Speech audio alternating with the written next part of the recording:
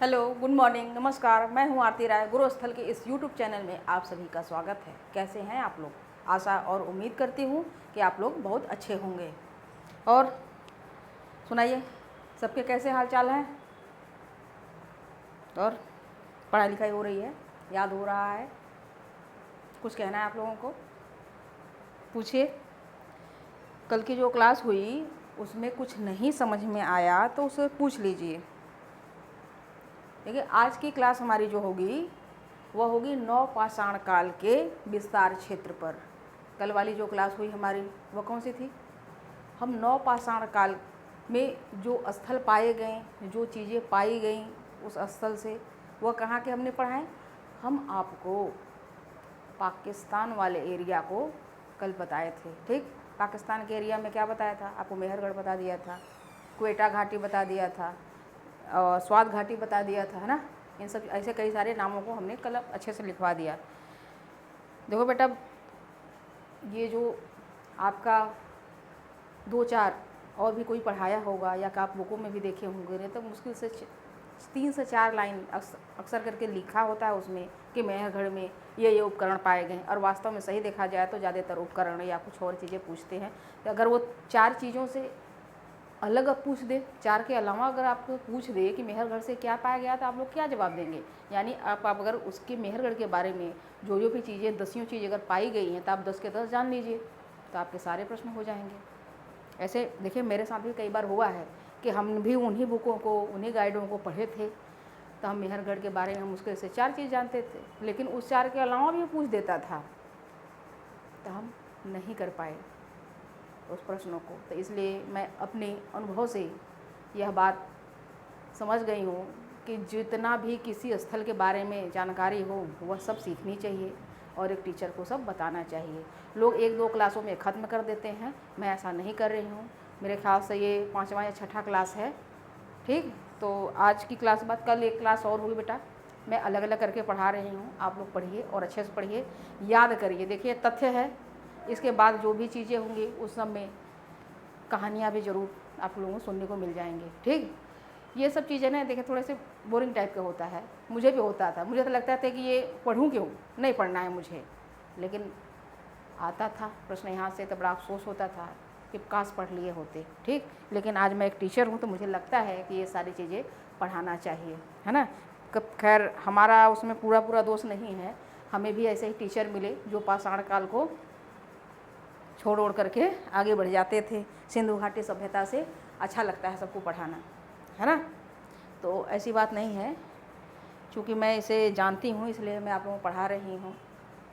बिल्कुल परीक्षा हाल में जब आप बैठेंगी तो आप कहेंगे कि नहीं, मैम ने जो बताया है वो प्रश्न ज़रूर आया है, क्योंकि मैं एक भी छोड़ नहीं रही हूँ, अलग अलग बुकों से ला करके आप लोगों को समझा रही हूँ, बता रही हूँ। ठीक है ना। तो चलिए, अब आप हेडलाइन डाल दीजिए आप लोग, नवपाषाण काल का विस्तार क्षेत्र। देखिए, नवपाषाण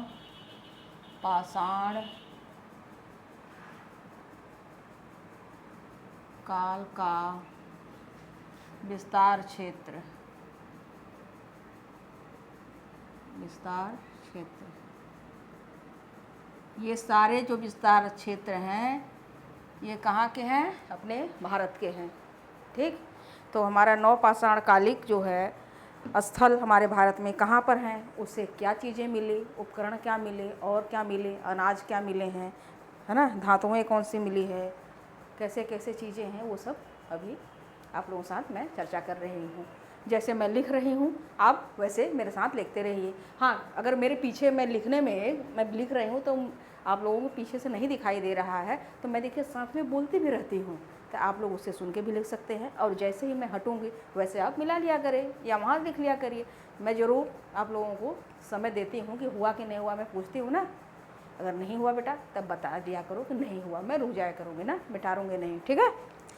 अब ये नवपाषाण काल का विस्तार क्षेत्र में आप लोग उत्तरी क्षेत्र के बारे में लिखेंगे। ठीक है ना। यहाँ हेडलाइन डाल दीजिए अपने, उत्तरी क्षेत्र, उत्तरी क्षेत्र। आप उत्तरी क्षेत्र कहाँ जानते हैं ये बताइए?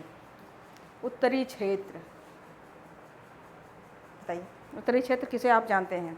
अगर आप भारत के नक्शा में आप अगर बताएं तो उत्तर क्षेत्र कौन सा है आपका? कश्मीर वाला, लद्दाख वाला है। अब तो देखिए बंटवारा भी हो गया है ना। सबसे उत्तरी क्षेत्र, दक्षिणी और पूर्वी और पश्चिमी। देखिए ये वैसे भी ये भूगोल का सब्जेक्ट है, पर यहाँ पर मैं दिशाओं के हिसाब से बता रही हूँ तो बता दे रही हूँ। जो सबसे आपका उत्तरी क्षेत्र है वह इंदिरा कौल होता है ना। और जो सबसे दक्षिणी क्षेत्र होता है वह होता है अंडमान निकोबार। तो दक्षिणी क्षेत्र है, दक्षिणी बिंदु उसको कहते हैं, ठीक है ना। अगर मुख्य भूमि अगर कहीं पे मिल जाए कि भारत का दक्षिणतम मुख्य भूमि, तो आप लोग क्या लगाएंगे? कन्याकुमारी, तमिलनाडु में पड़ता है, ठीक। और पश्चिमी क्षेत्र की हम बात करें तो पश्चिमी क्षेत्र क्या होता है? राजस्थान का एक स्थान है, उसे गौरमोता कहते हैं, वह पश्चिमी क्षेत्र है आपका, ठीक। और पूर्वी क्षेत्र की बात करें तो पूर्वी क्षेत्र कहाँ पड़ेगा? अरुणाचल प्रदेश के किबीथू नामक स्थान को पूर्वी क्षेत्र, एकदम वो सबसे पूर्वी क्षेत्र है, ठीक है ना। ये देखिए भूगोल का है, इसलिए ज़्यादा नहीं बताऊंगी आप लोगों को, है ना। नहीं, आप इतिहास में भूगोल नहीं पढ़ाना चाहिए बेटा, जो सब्जेक्ट है वो होना चाहिए। कितना अच्छा लगता है। चलिए कभी कभी मैं आप लोगों ने कहानियों का ही क्लास लूँगी, बिल्कुल कहानी बताऊँगी और कुछ नहीं, है ठीक। चलिए अब इस उत्तरी क्षेत्र में देखिए लद्दाख, ये क्या है? लद्दाख। ये जो है लद्दाख, लद्दाख के गियास, एक गियास है, गियास। लद्दाख के गियास से नवपाषाण काल का साक्ष्य मिलता है। लद्दाख के गियास से क्या करता है? नवपाषाण काल का क्या होता है? साक्ष्य मिलता है, ठीक। और ये गियास है, गियास के समीप, गियास के पास ही एक स्थान है, गियास के समीप, ये जो है समीप है, ये समीप क्या स्थित है? समीप स्थित है। उसका नाम है, उस जगह का नाम है कियारी। गांव में कियारी, अच्छा ठीक है अभी बताते हैं। कियारी स्थित है। लद्दाख के गियास क्षेत्र से नवपाषाण काल का साक्ष्य मिला है और इसी गियास के समीप स्थित एक कियारी है, ठीक। कियारी स्थित है। और ये जो कियारी है, इस कियारी की ये बात यह है कि इसका जो तिथि है, इस कियारी की तिथि 1000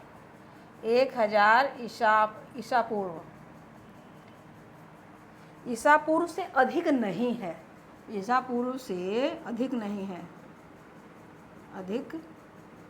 है।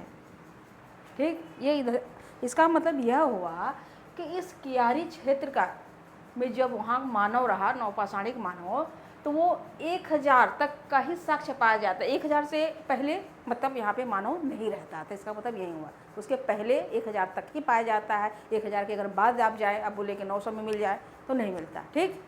इसका मतलब यही है। अब ये एक हो गया। अब दूसरी है जम्मू कश्मीर के झेलम घाटी में, लिखिए जम्मू कश्मीर के झेलम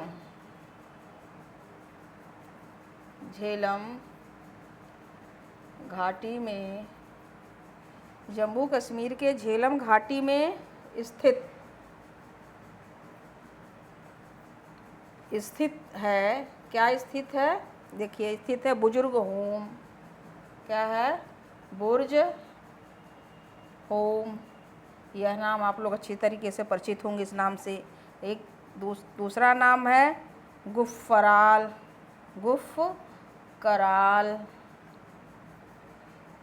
एक तीसरा नाम है मारतंड। ये तीनों क्या है? प्रमुख नवपाषाणिक स्थल है। यह तीनों क्या है? प्रमुख नवपाषाणिक स्थल है, ठीक। यहाँ से प्रश्न बनते हैं आपके तीनों जगहों से, ठीक है ना। और कश्मीर क्षेत्र के अन्य भी जगह है। कश्मीर के लिखिए, कश्मीर के अन्य नव पाषाणिक स्थल, इस स्थल की बात करें जो अन्य स्थल हैं। अब ये अन्य स्थलों में कौन कौन से हैं?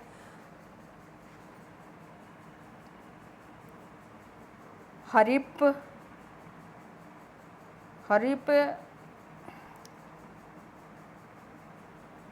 हरिपरिगोम,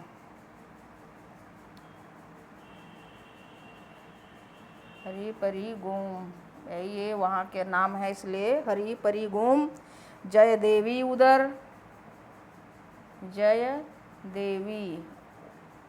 उदर ये नाम है। ठीक, एक नाम है ओलची बाग, पामपुर,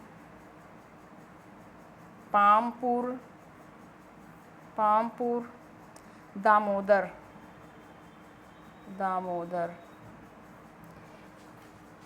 ठीक, इसे लिखिए। मैं यह बता रही हूँ कि जम्मू कश्मीर के झेलम घाटी में स्थित बुजुर्ग होम, गुफराल, मार्तंड यह प्रमुख नवपाषाणिक स्थल है। इसके अलावा भी कश्मीर क्षेत्र के अन्य नवपाषाणिक स्थल भी मिले हैं। यहाँ से कुछ न कुछ पाए गए हैं, उपकरण पाए गए या कुछ पाए गए। ठीक ना? ये नाम है हरिपरी गोम, जयदेवी उदर, ओलची बाग, पामपुर, दामोदर आदि। ठीक, यह नाम लिख लीजिए। अब इसके बाद आगे लिखिए। देखिए, ये जो महत्वपूर्ण बात क्या है यहाँ पर, कश्मीर के महत्वपूर्ण बात क्या है? ये जो है कश्मीर का जो है ना, एक अलग यहाँ पे कश्मीर का महत्वपूर्ण बात क्या है? महत्वपूर्ण बात यह है कि कश्मीर के सभी क्षेत्र,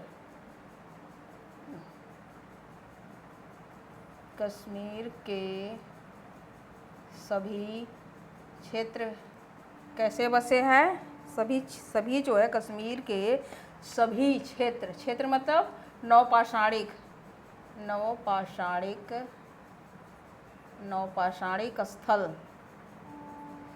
स्थल कहाँ है? करेवा पर स्थित है। ये करेवा मतलब आप समझते हैं करेवा क्या है? करेवा ये है कि जैसे कुछ नदियाँ होती हैं, वह नदियाँ सूख जाती हैं। ठीक है, जब वहाँ सूख जाती हैं तो वहाँ पर उस समय का जो मानव था, उन लोगों ने बस्तियाँ अपनी बसाई हुई थी। ठीक है ना? यही करेबा का मतलब है। यहाँ पर करेबा पर स्थित है। ठीक है ना? अब कश्मीर की नवपाषाणिक विशेषता क्या थी? कश्मीर की ठीक है ना? कश्मीर की नवपाषाणिक विशेषता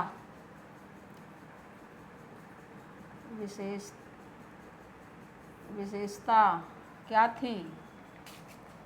इसकी विशेषता थी आवासीय गड्ढे। ठीक ना? इसकी जो विशेषता थी, देखिए हम यहाँ पर ये विशेषता की बात हो रही है। ठीक, इसकी विशेषता थी आवासीय गड्ढे। आवासीय गड्ढे का मतलब क्या है?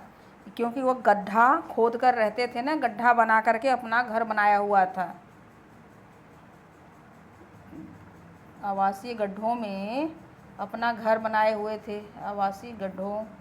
ठीक, फल काटने के लिए पत्थर के यंत्र भी थे इनके पास। फसल काटने के लिए, फसल काटने हेतु इनके पास क्या था? पत्थर के यंत्र थे। देखिए कितना आगे हो गए थे नवपाषाण के लोग, यंत्र भी बन गया था इनके पास, है ना? जानवरों के लिए पृथक कब्र भी था। जानवरों के लिए पृथक, पृथक मतलब अलग, पृथक कब्र भी था। यहाँ के जो लोग थे कश्मीर के जो नवपाषाण की जो विशेषता है यहाँ पर यह था कि यहाँ के जो लोग थे, चाहे वो बुजुर्ग हो गुफराल जो भी हो, यहाँ के लोग गड्ढों में गर्तावास, गड्ढे जैसे गड्ढे में ज़मीन के नीचे खोद करके वो लोग अपना आवास, अपना घर बनाए हुए थे। यहाँ फसल काटने के लिए यंत्र भी बना के रखा था इन लोगों ने।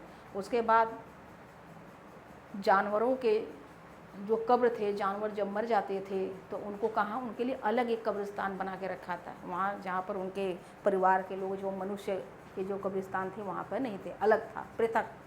ठीक हो गया? इतना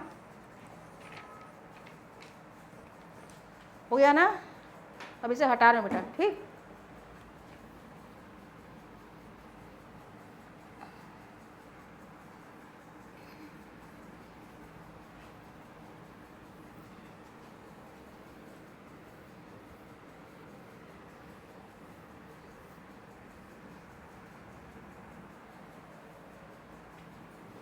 हो गया था ना? किसी का छूटा तो नहीं? अब क्या करना है?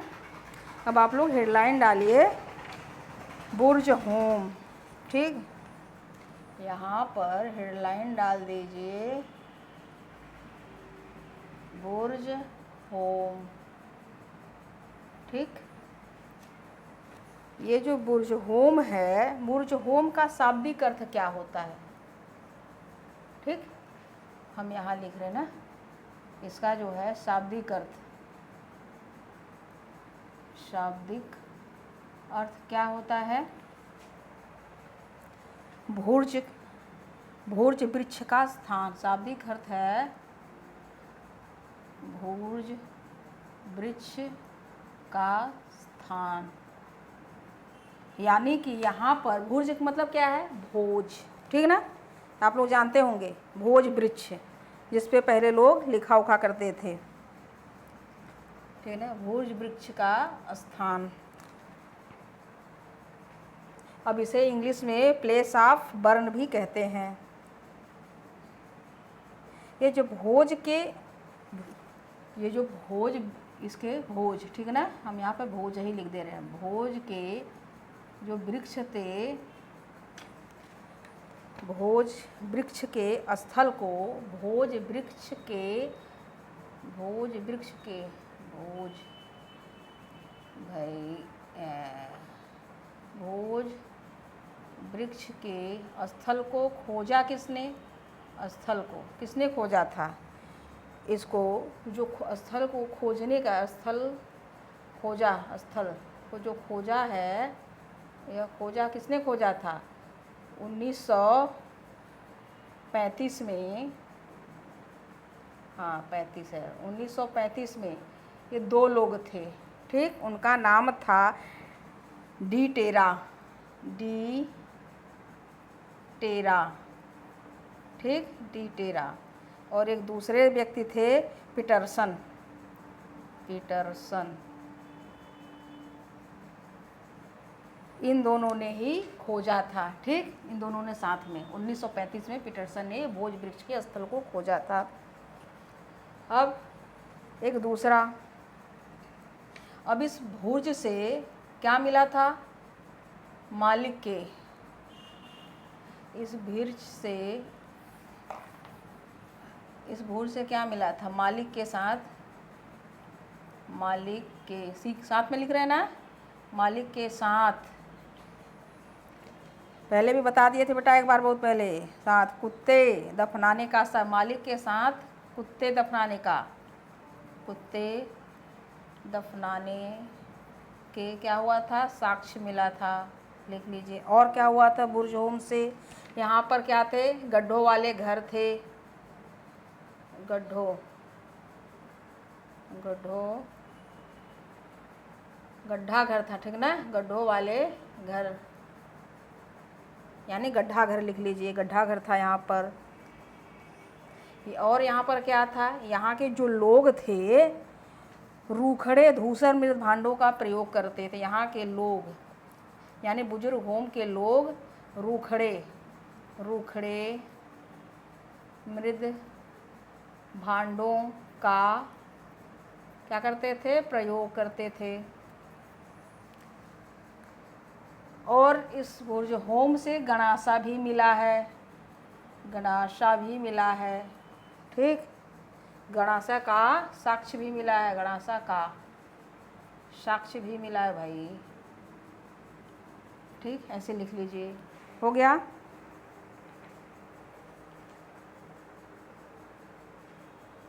इतना लिख लिए आप लोग। अब एक और लिखिए यहाँ पर, ठीक। ये यहाँ मैं लिख दे रही हूँ, ठीक है ना।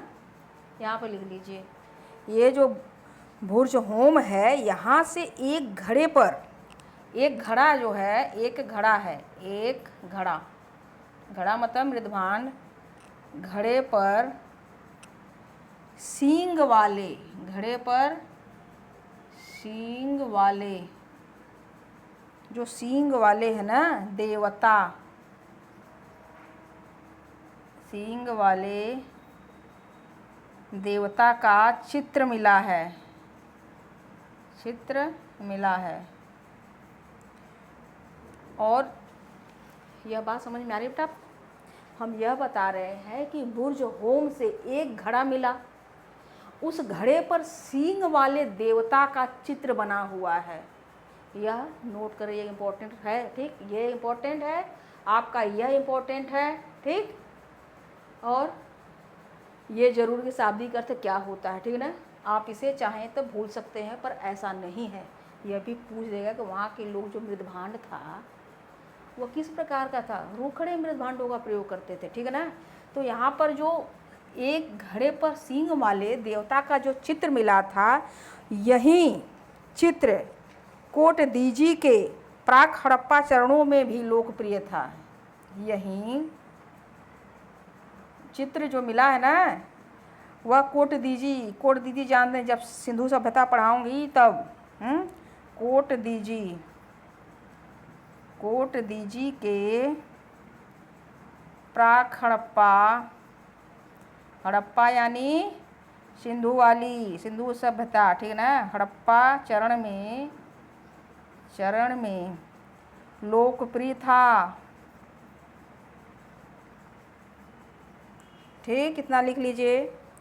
और बुर्ज होम से क्या था, नवपाषाणिक लोगों का निश्चय ही, एक यहाँ पर और लिख लीजिए। हम यह बता रहे हैं कि विद्वानों ने मतलब एक अपना लगाया है कि नवपाषाणिक लोगों का निश्चय ही, निश्चय यानी कि पक्के तौर पर, इससे क्या था, लिखिए साथ में। नवपाषाणिक लोग सैंधव सभ्यता से, नवपाषाणिक, ठीक, इसी में लिख दीजिए, नवपाषाणिक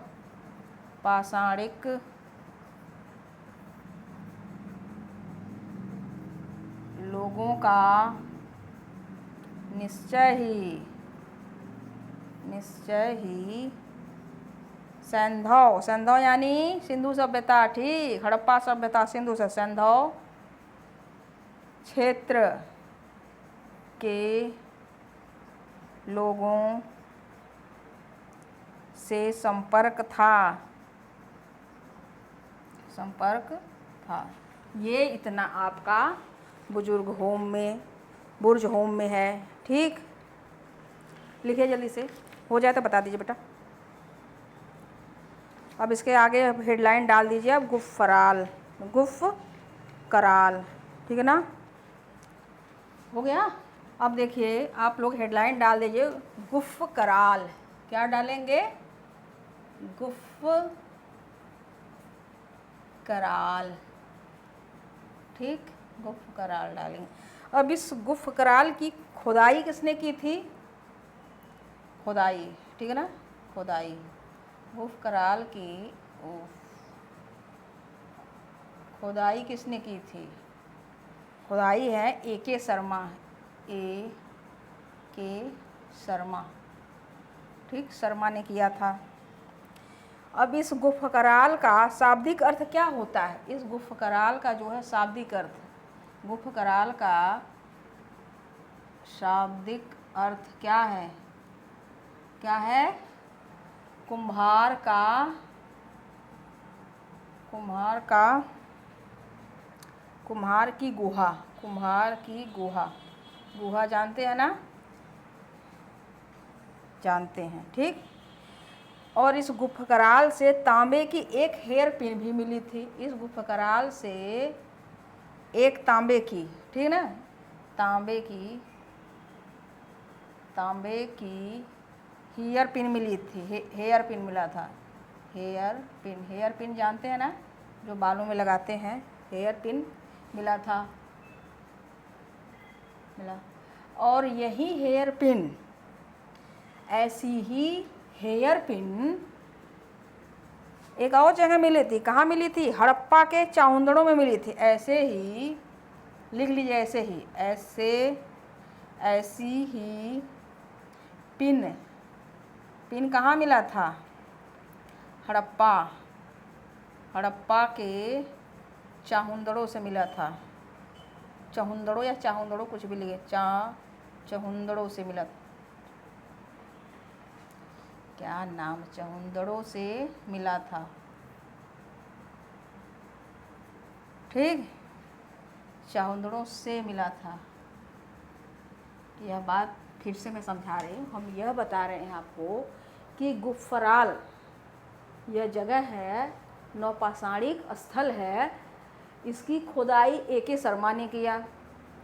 और इस गुफकराल का शाब्दिक अर्थ होता है कुम्हार की गुहा, ठीक। इस गुफकराल से तांबे की एक हेयर पिन मिला, और ऐसे ही हेयर पिन हड़प्पा के चाहुंदड़ों से भी मिला था, ठीक। और गुफराल से क्या मिला? हड्डी की सुइयाँ मिली है। यहाँ से गुफकराल से हड्डी की क्या मिली है? सुई मिली है, सुइयाँ मिला है, ठीक ना, सुइयाँ मिला है। और इस सुई से क्या पता चलता है? इस सुई से पता ये चलता है कि यहाँ पर वस्त्र सिलाई का कार्य चल रहा है। सुई से पता चलता है, ठीक ना, पता चलता है कि वस्त्र सिलाई का कार्य होता है, ठीक ना। और गुफकराल से क्या मिला था? यहाँ से सिलबट्टे मिला था। सिलबट्टे आप जानते हैं ना, सिलबट्टे कौन नहीं जानता है? सिलबट्टा ये बताएं। सिलबट्टे से, गुफकराल से सिलबट्टे से अनाज पीसने का साक्ष्य मिला है, ठीक ना। अब हम कहीं अगर है नहीं लिख रहे हैं, या हाँ है या था, तो आप लोग लगा लिया करें, ठीक ना। और ये जो अनाज है, यहाँ पर मैं अनाज की बात कर रही हूँ, ठीक है ना। गुफकराल से अनाज मिले, तो इस अनाज में क्या क्या मिला था? अब जरा उनकी नाम लिख लीजिए अनाजों की। यौ, क्या मिला था? यौ। अब इस यौ को क्या कहते हैं? इस यौ को जौ भी कहते हैं, ठीक है ना, जौ। और अनाज कौन सी मिली थी? गेहूँ मिली थी, गेहूँ सभी लोग जानते हैं। दाल मिला था, दाल के ये यौ, गेहूँ, दाल के अवशेष मिलते हैं, अवशेष मिलते हैं गुफकराल से, ठीक है ना। और दरी की छाप वाली, गुफकराल से और क्या मिलता है? गुफकराल से दरी की छाप वाली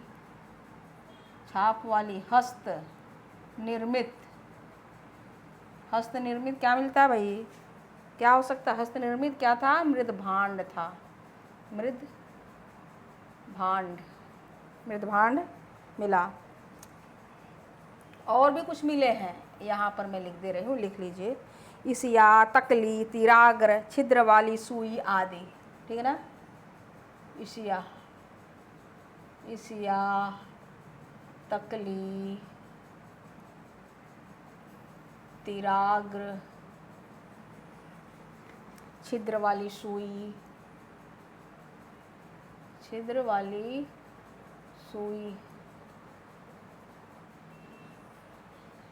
आदि मिली थी, ठीक है ना, आदि चीज़ें मिली थी। इतना लिख लिया आप लोग?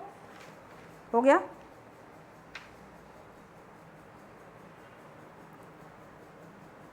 लिखिए बेटा।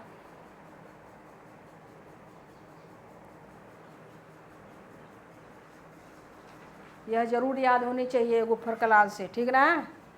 गुफर कलाल का शाब्दिक अर्थ क्या होता है, खुदाई किसने किया, और यहाँ से हेयर पिन मिला था, और ये हेयर पिन का संबंध 2 जगहों से है, इसलिए भी ये इम्पोर्टेंट बन जाता है, ठीक।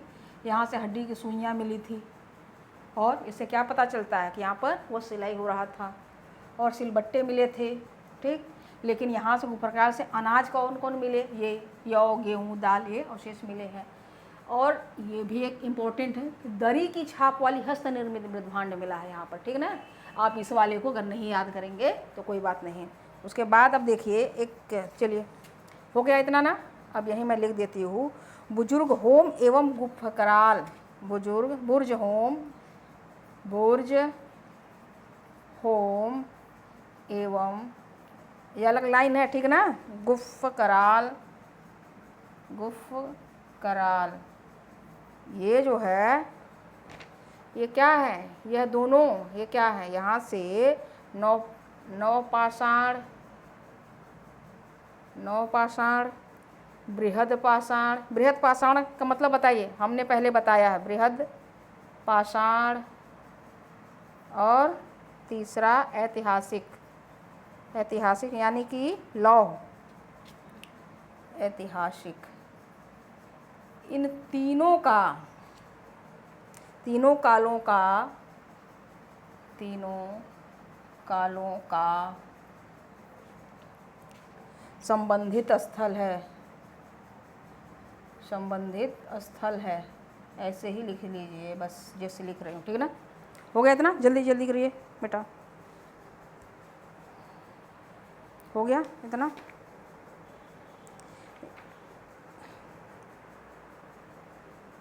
यहाँ दिखाई दे रहा है ना, चलिए हम यहाँ भी कुछ लिख दे रहे हैं। देखें हिमांचल, अब क्योंकि अभी इसके बाद उत्तरी क्षेत्र खत्म हो जाएगा दूसरा, अब हिमांचल की हम बात करते हैं। हिमांचल, यहाँ अलग पेन से लिख दे रही हूँ, आप लोगों को समझ में आ जाएगा, ठीक है ना। यहाँ पर मैं ये लिख रही, हिमाचल प्रदेश के, लिखिए ये अलग लाइन है, ठीक है ना। हिमाचल प्रदेश के कांगड़ा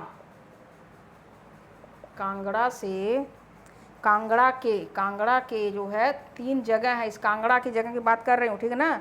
शेर, कांगड़ा के शेर, और बरौली एक जगह है, बरौली। तीसरे नंबर पे आएगा देहरा, गोपीपुरा,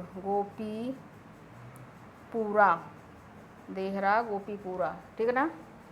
ये जो है इन तीनों से क्या मिला है, इस तीनों जगहों से क्या मिला, यहाँ से हस्त कुठार मिला है, कुठार। यह जरूर लिख लीजिए कि हिमाचल प्रदेश के कांगड़ा के शेर, बरौली, देहरा, गोपीपुरा से 9 पाषाणिक, यहाँ ऊपर लिख लीजिए, यहाँ हमने नहीं लिखा है, 9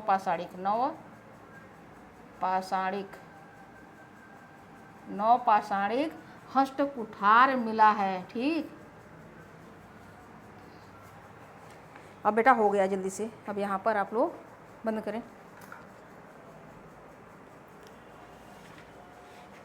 अब आप लोग हेडलाइन डाल दीजिए, पश्चिमी क्षेत्र, ठीक ना। इधर के हो गए थे, आप लोगों को लिख लिया।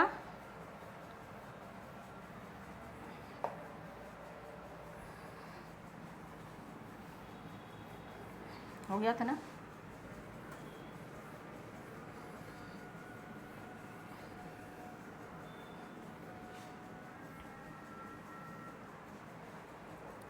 अब आप लोग डालिए उत्तरी क्षेत्र, क्या डालेंगे, उत्तरी क्षेत्र डाल दीजिए। उत्तरी तो हो गया, उत्तर पश्चिम क्षेत्र। देखिए उत्तर पश्चिम क्षेत्र के बारे में मैं कल वाली क्लास में बता दिया था ना, दरअसल पाकिस्तान वाला एरिया, पर फिर भी यहाँ पर जब हम दिशाओं के बारे में लिख रहे हैं ना, तो थोड़ा सा वहाँ पर 2 लाइन बनता है, कि क्या कहाँ कहाँ, ज़्यादा नहीं है, 2 लाइन में आप लोग लिख लीजिए, ठीक है ना। यहाँ पर उत्तरी क्षेत्र, उत्तर पश्चिम, उत्तर पश्चिम क्षेत्र, क्षेत्र है, और यहाँ क्षेत्र से क्या मिला है, उपकरण मिला है, ठीक। 9-5 उत्तर पश्चिम क्षेत्र, उत्तर पश्चिम क्षेत्र, इससे मिला क्या है, 9 पाषाणिक उपकरण मिला है, ठीक है ना। यहीं पे लिख लीजिए 9 पाषाणिक उपकरण, उपकरण मिला है, ठीक। अब ये जो उत्तर पश्चिम क्षेत्र है, यहाँ की हम बात यहाँ लिख दे रहे हैं, ठीक ना। पाकिस्तान में है, पाकिस्तान में स्थित, पाकिस्तान में स्थित दो जगह है, मेहरगढ़ लिखिए, मेहरगढ़, और दूसरा किले गुल मोहम्मद, किले गुल मोहम्मद।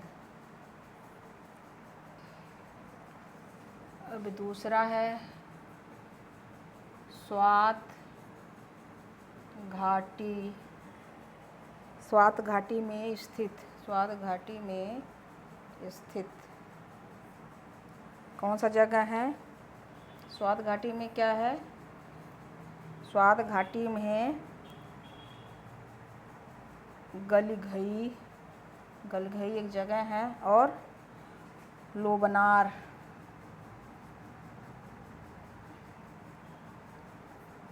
लोबनार, ठीक। पाकिस्तान के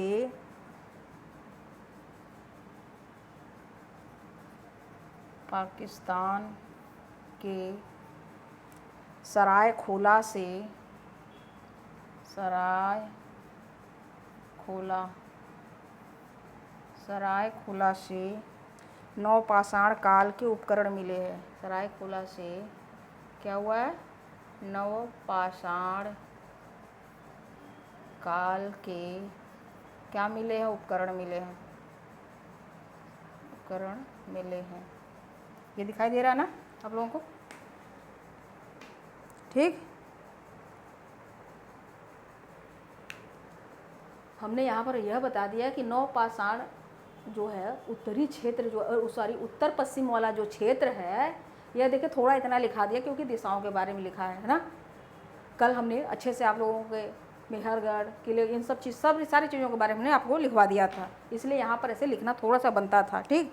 ये जितने भी क्षेत्र हैं, ये सारे के सारे 9 पाषाण कालीन यहाँ से उपकरण मिले हैं, इसीलिए हमने उपकरण सीधे सीधे यहाँ पर लिख दिया है, ठीक ना।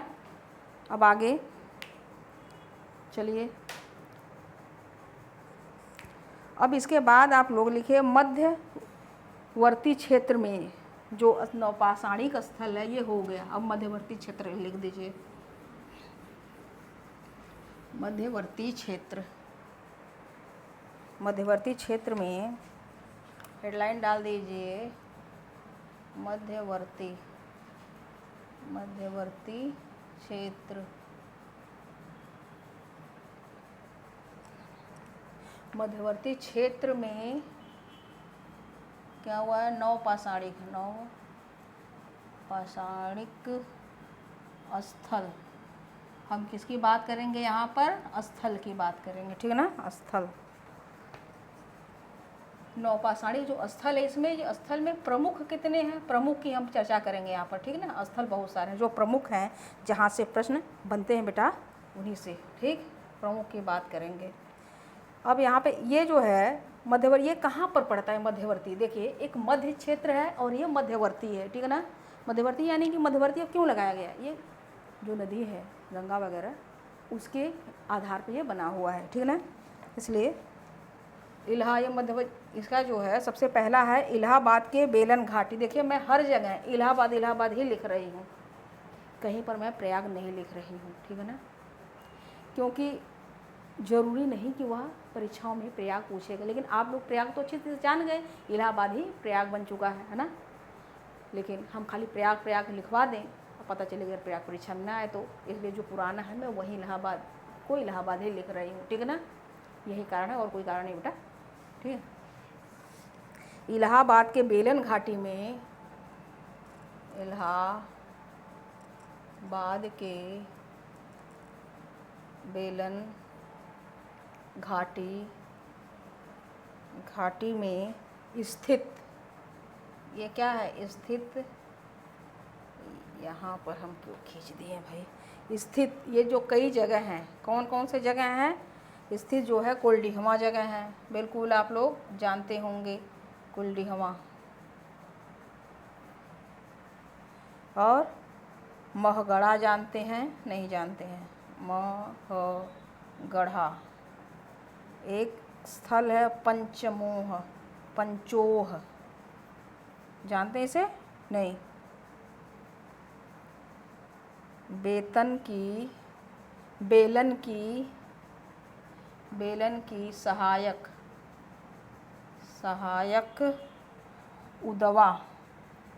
उदवा नदी घाटी, और एक और जगह है इंद्रारी। ये सब क्या है, ये मध्यवर्ती क्षेत्र जो है नौपाषाणिक प्रमुख स्थल है, ठीक है ना। प्रमुख स्थल है इलाहाबाद के बेलन घाटी में स्थित है ये सारे के सारे, ठीक है ना। ऐसे ही जैसे लिखा है सेम ऐसे लिख लीजिए, ऐसे आप लोगों को याद करने में आसानी होगी, लाइन बाय लाइन। हमें लगा पहले शुरुआत में हम लोग आपको लिखवा रहे हैं, फिर आप लोग लिखने के लिए मना कर दिए कि हम ऐसे लिख लेंगे, तो ठीक है इस तरीके से हम बता रहे हैं ना, तो जल्दी याद हो जाएगा, ठीक। अब आप लोग जो ये हेडलाइन डाल दीजिए कुलडीहवा, अब इस पर हमारी चर्चा होगी, ठीक। ये मध्यवर्ती क्षेत्र में ही है, चलिए तो ऊपर हटा दिए बेटा, आप लोग हेडलाइन तो डाल लिए होंगे ना, अब कुलडीहवा हेडलाइन डाल दीजिए, कुलडीहवा लिखिए, कुलडीहवा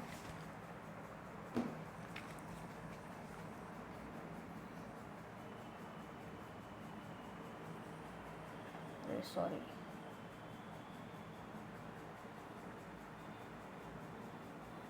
यहाँ पर हमने कुलडीहवा लिख दिया, ठीक है ना।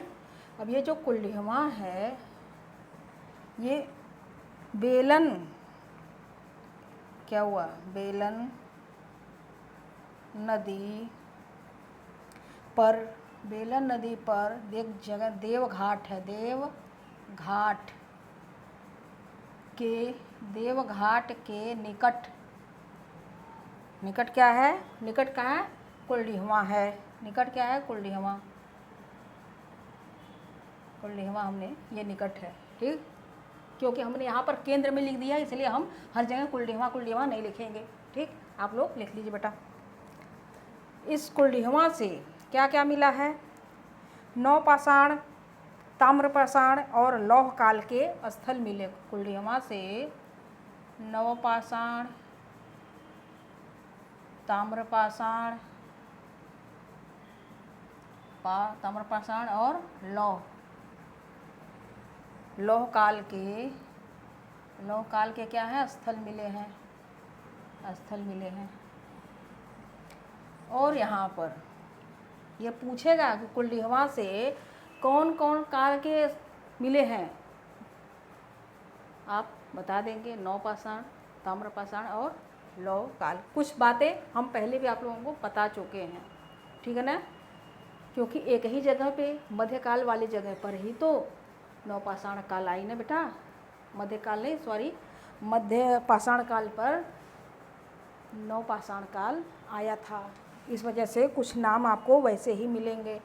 अब यहाँ पर चावल एवं जली हुई धान की बालियाँ भी मिली है। कुलडीहवा से चावल एवं जली हुई धान की बालियाँ भी मिली है।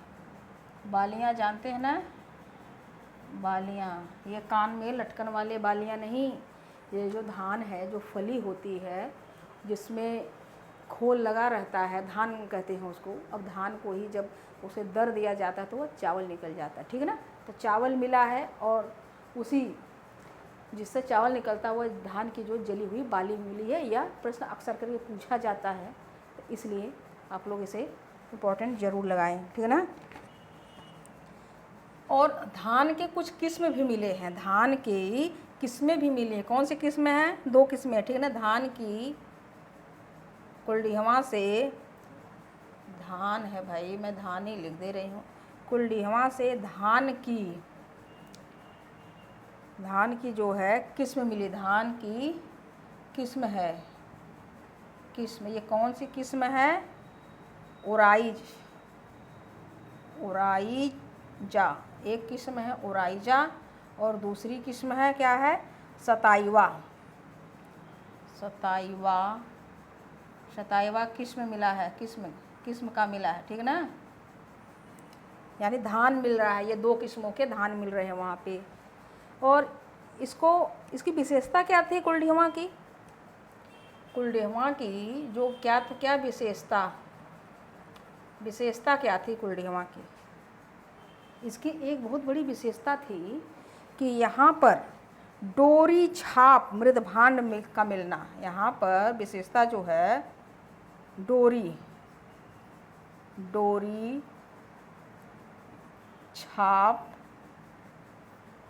मृदभांड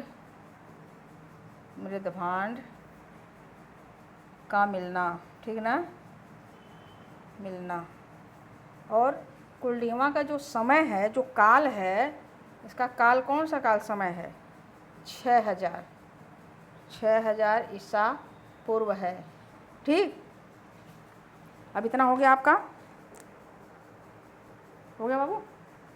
नहीं, अब एक अगली डालिए यहाँ पर, महगढ़ा।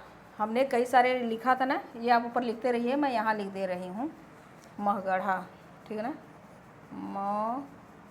महगढ़ा, ये महगढ़ा है। महगढ़ा से क्या मिला है? ये महगढ़ा भी तो वही था ना। क्या मिला है? आप लोग लिखिए, पशुओं का बाड़ा मिला है। महगढ़ा से पशुओं का बाड़ा जानते हैं? बाड़ा यानी कि गौशाला मिला है। अब तो समझ गए, गौशाला मिला है। महगढ़ा से पशुओं का गौशाला मिला है। सांवा के दाने मिले हैं। ये किस में आ गया? अनाज में आ गया, ठीक।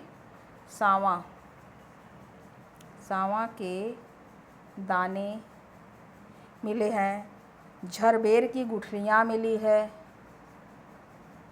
झरबेर की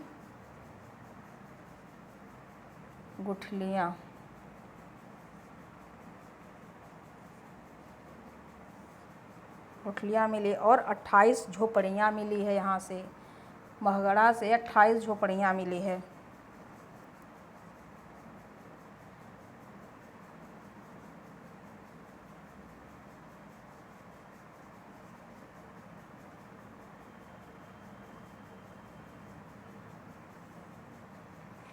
झोपड़ियाँ और क्या मिला है महगढ़ा से? स्तंभ गर्त के साक्ष्य मिले हैं। हो गया,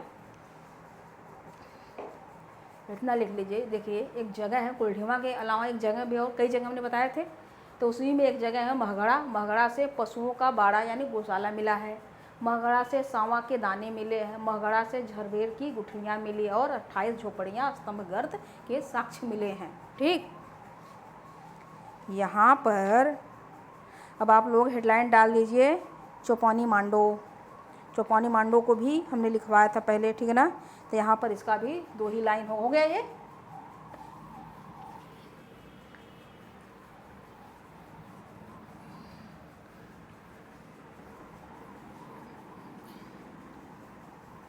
चौपानी मांडो हो गया बेटा, चौपानी मांडो लिखिए,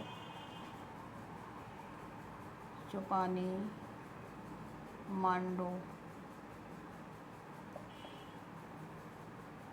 ठीक। चौपानी मांडो से क्या है, मैं सीधे 2 लाइन लिख दे रही हूँ, इसी को आप लोग लिख लीजिए, है ना। लिखिए, चौपानी मांडो से पूरा पाषाण काल से ले, चलो लिख ही देते हैं, चौपानी मांडो से, चौपानी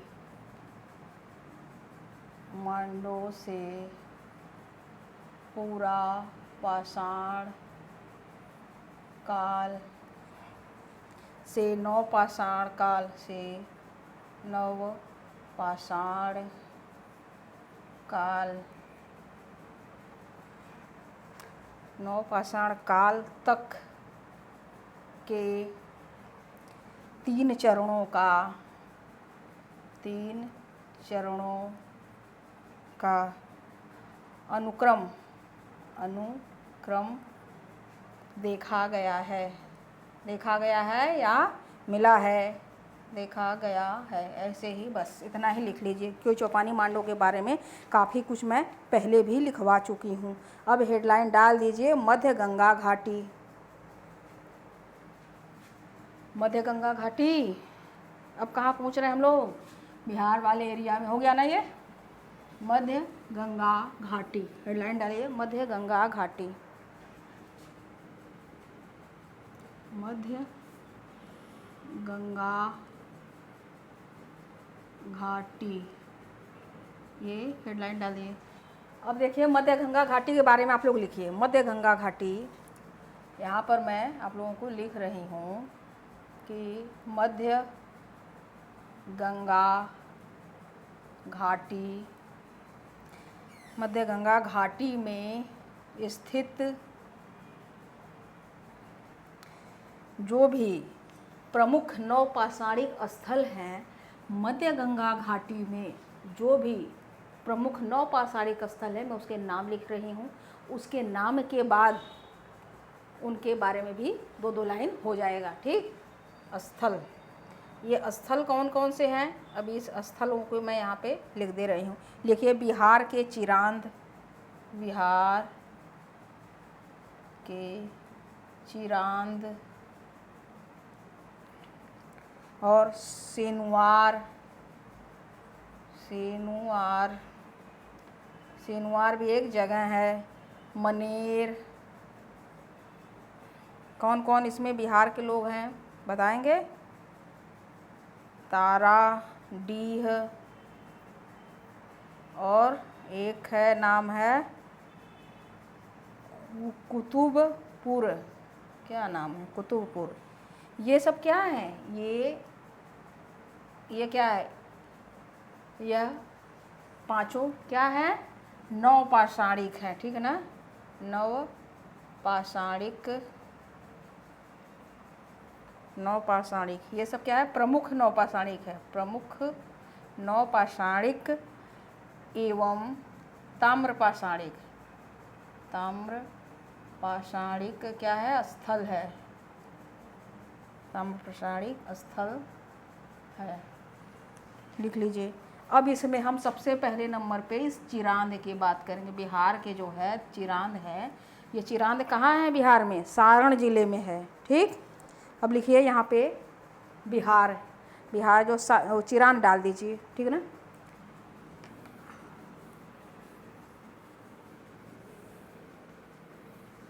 चिरांद डाल दो बेटा। अब चिरांद के बारे में एक एक लाइन जो भी मैं लिखवा रही हूँ आप लोग लिखते रहें। हेडलाइन डालिए चिरांद, चिरांद, ठीक? ये चिरांद है, एक एक लाइन सब पर मैं लिख रही हूँ, ठीक? ये इसमें यह चिरांद कहाँ है? सारण जिले में है। ये कहाँ है? सारण जिले में है। और क्या है? चिरांद से 4 नदियाँ, चिरांद से 4 नदियाँ का संगम है, 4 नदियों का संगम है, ठीक है ना? 4 नदियाँ। अब वो नदियाँ कौन कौन सी हैं?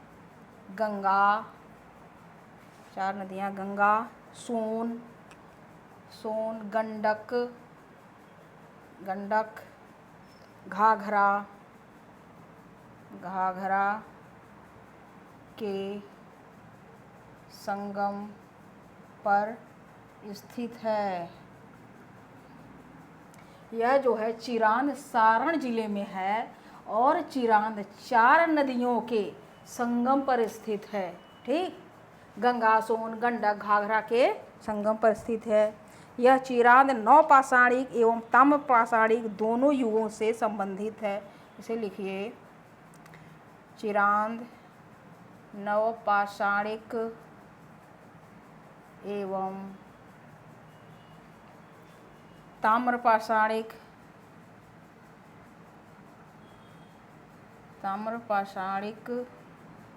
दोनों युगों से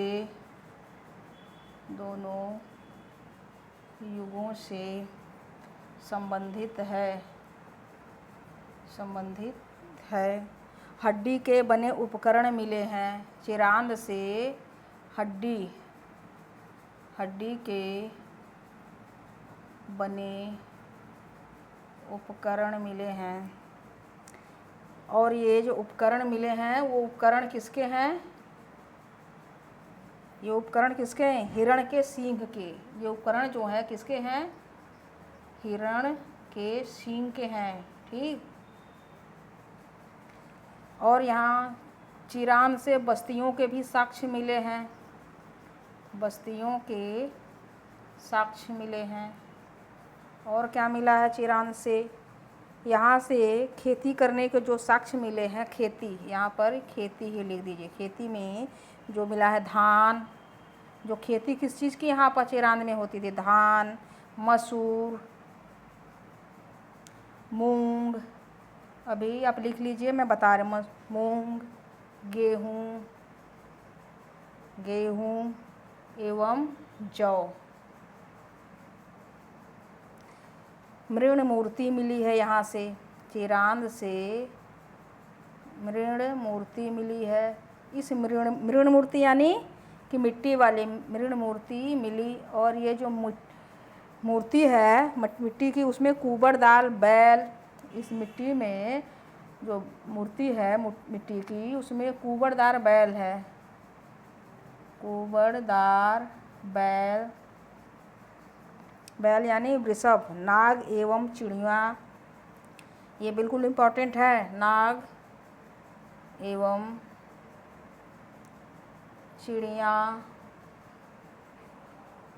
चिड़ियों की। ठीक है, नाग एवं चिड़ियों की है। यहाँ से जो चिरांद से, अब यहाँ ऊपर से देख लीजिए, चिरांद, अभी और भी लाइनें बेटा इसमें। चिरांद जो है सारण जिले में, यहाँ से 4 नदियाँ गंगा, सोन, गंडक, घाघरा के संगम पर स्थित है यह चिरांद। चिरांद से नवपाषाणिक एवं ताम्रपाषाणिक दोनों युगों के साक्ष्य मिले हैं। और यहाँ से हड्डी के उपकरण मिले हैं। और वो जो उपकरण है वो हिरण के सींग का बना है। ठीक, और यहाँ बस्तियों के भी साक्ष्य मिले हैं। यहाँ पर जो चिरांद में जो खेती होती थी वो किसकी खेती होती थी? धान की, मसूर की, मूंग की, गेहूं की और जौ की होती थी। यहाँ से कुछ मिट्टी की मृण मूर्तियाँ मिली है, जिसमें कुबड़दार बैल, नाग एवं चिड़ियों की है। जो मूर्तियाँ हैं मिट्टी वाली, वह नाग चिड़ियों की है और कुबड़दार बैल की है। और भी कुछ है, एक लाइन और है इसी में। यहाँ दिखाई दे रहा है कि नहीं दे रहा है आप लोगों को? मैं यहाँ ऊपर लिख दे रही हूँ, ठीक ना? ये ऊपर, यहाँ के बाद ही लिखिएगा आप लोग। यहाँ पता नहीं दिखाई देगा कि नहीं दिखाएगा, इसलिए मैं नहीं लिख रही हूँ यहाँ पर। ताराडीह से, यहाँ पर लिखिए तारा, नहीं रहने दीजिए, यहाँ मत लिखिए बेटा, ये अलग लाइन में लिखवा दूँगी सीधे सीधे। चलो, ये इतने चिरांद से मिले हैं, ठीक ना? हो गया।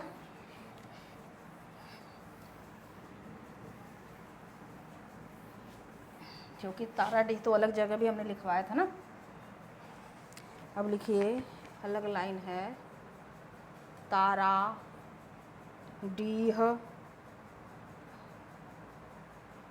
अरे भाई क्यों नहीं, डीह से, ताराडीह से भीत के बने घर, भीत जानते हैं? भीत के बने घर एवं अंगीठी के साक्ष्य मिले हैं। साक्ष्य यानी अवशेष मिलेंगे, ठीक है, साक्ष्य मिले हैं, अवशेष लिख दीजिए, अवशेष मिले हैं। ताराडीह से भीत के बने घर एवं अंगेठी के अवशेष मिले हैं। हो गया इतना। अब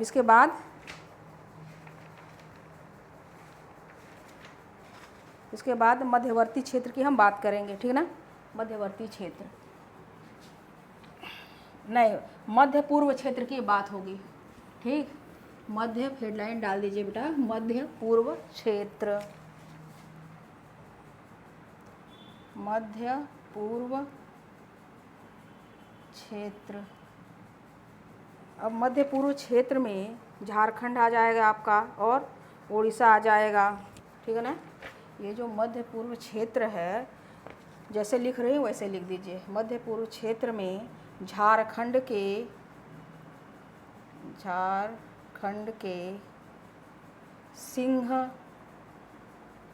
सिंहभूमि जिले में स्थित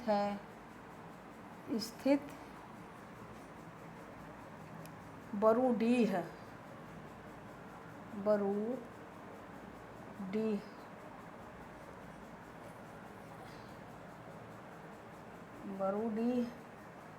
और अभी लिखिए, मैं बता रही हूँ, ओडिशा के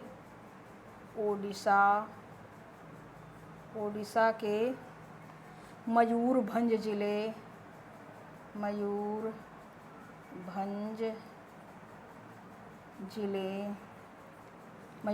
जिले में जो है स्थित, मयूरभंज जिले स्थित क्या, कौन सा जगह स्थित है, कुचाई, एक जगह है कुचाई, यहाँ पर कुचाई लिखिए।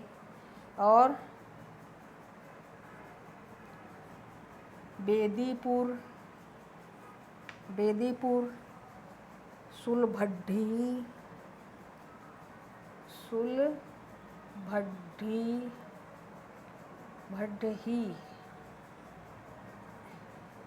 एवं एक जगह है गोलाई शासन, लिखिए,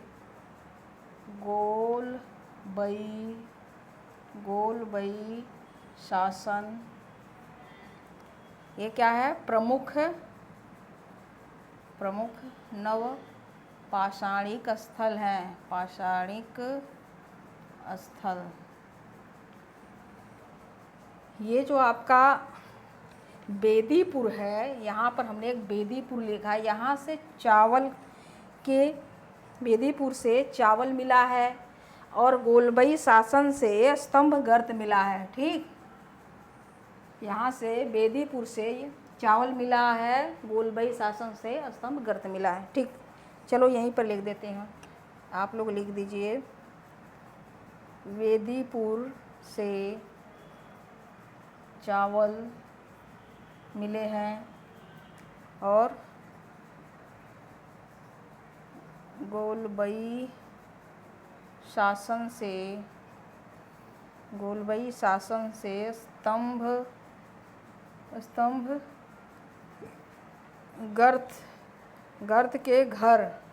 गर्त के घर एवं मानवीय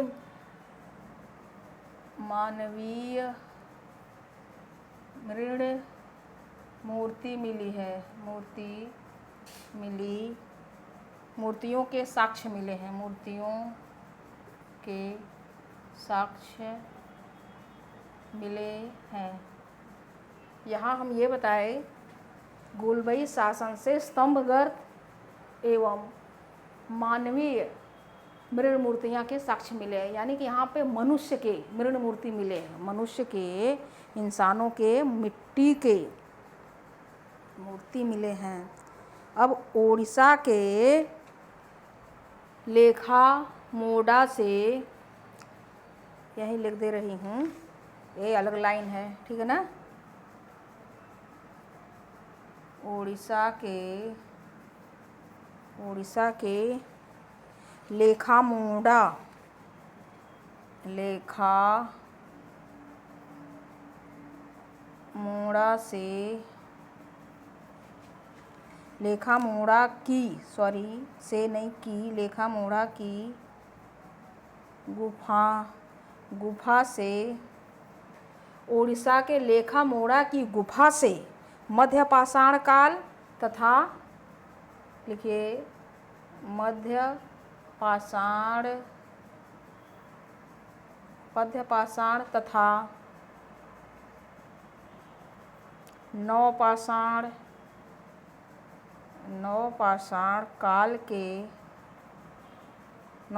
काल के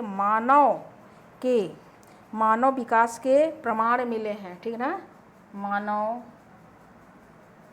विकास के प्रमाण मिले हैं। ठीक, ये हो गया इतना,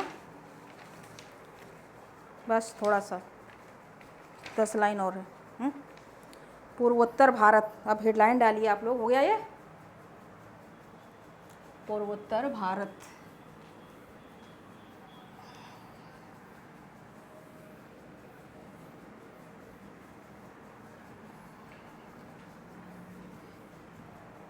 अब यहाँ पे हेडलाइन डाल दीजिए पूर्वोत्तर भारत।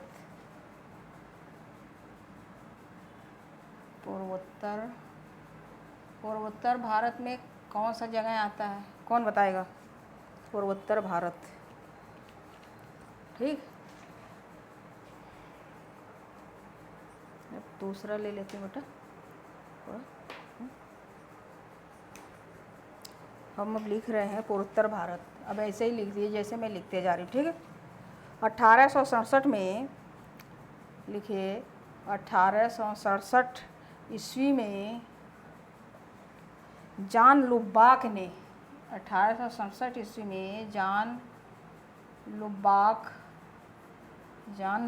ने असम की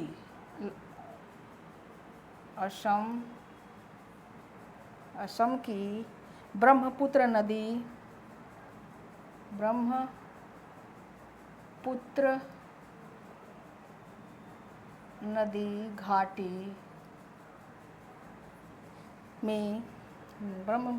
घाटी में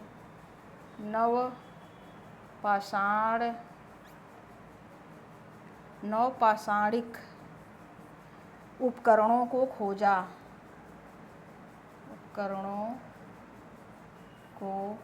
खोजा, ठीक, खोजा था। अब यहाँ पर जो है, यहाँ प्रमुख स्थलों में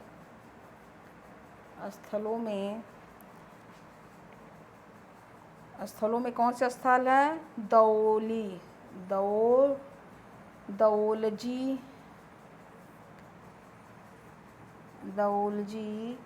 हेंडिग और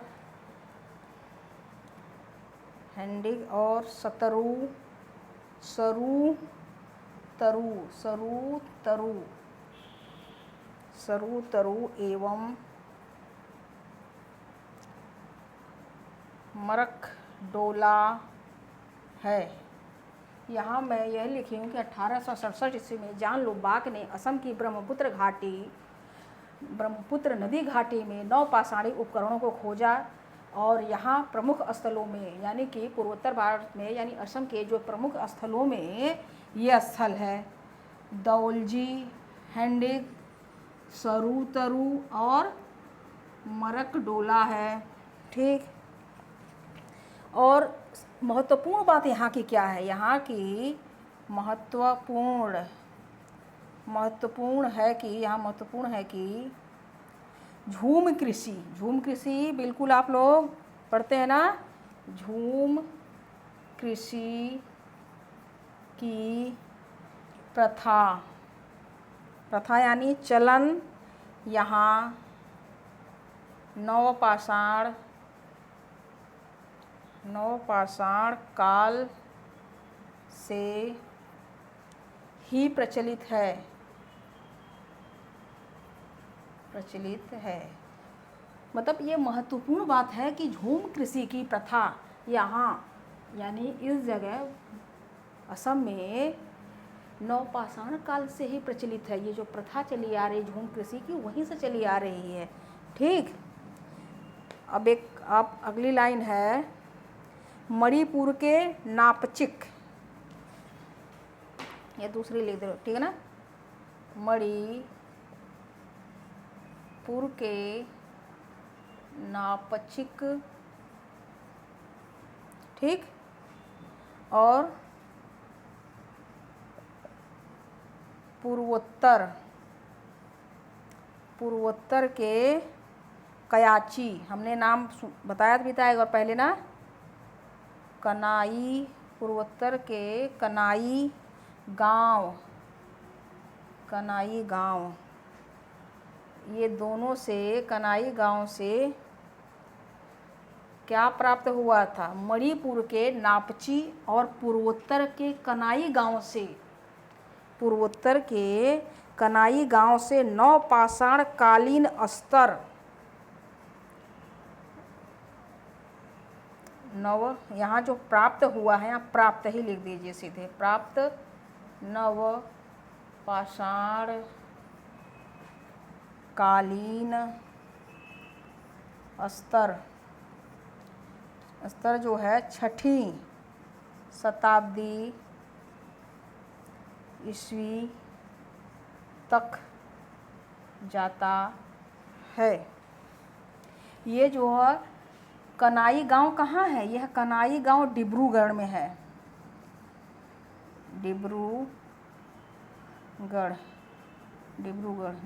ठीक है ना, जानते हैं ना, आखिरी स्टेशन है ये डिब्रूगढ़।